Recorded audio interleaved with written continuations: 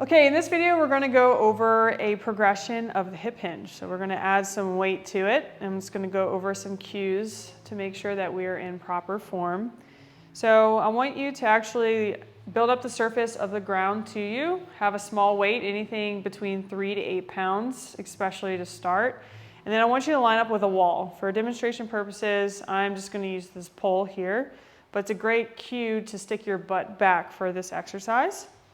So I want you to be about 1 foot away from the wall. Feet are going to be hip width distance apart. Toes are facing forward. You have equal weight distribution in your feet. So whatever surface you use, if you do it to where the corner is kind of between your knees, the better, because you want the weight to be as close to your center of gravity as possible. There'll be less strain on your back. So last thing you want to do is have a weight out here and you're focusing on that. The lever arm is just too long. So you want it to keep it right underneath your, again, center of gravity. So for cueing, core is braced, not so braced to where you can't breathe, but core is braced. As soon as you break from the hips, your torso should come with you. So I want you to keep that a natural unit to work together. Biggest thing that I see when people do this, sometimes we have some arching of the lower back, too much arching or too much rotation in the pelvis here. Again, I want you to lock everything in with your chest open and your core braced.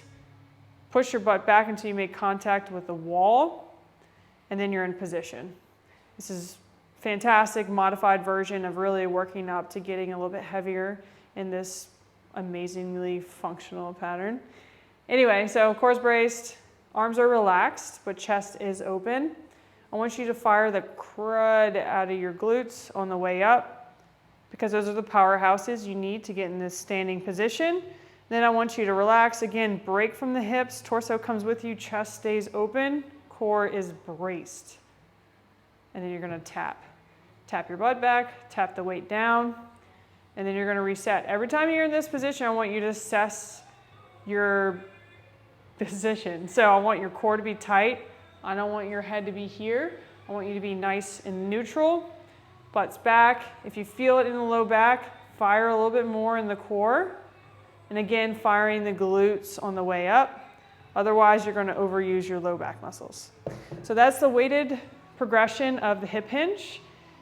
Give it a shot.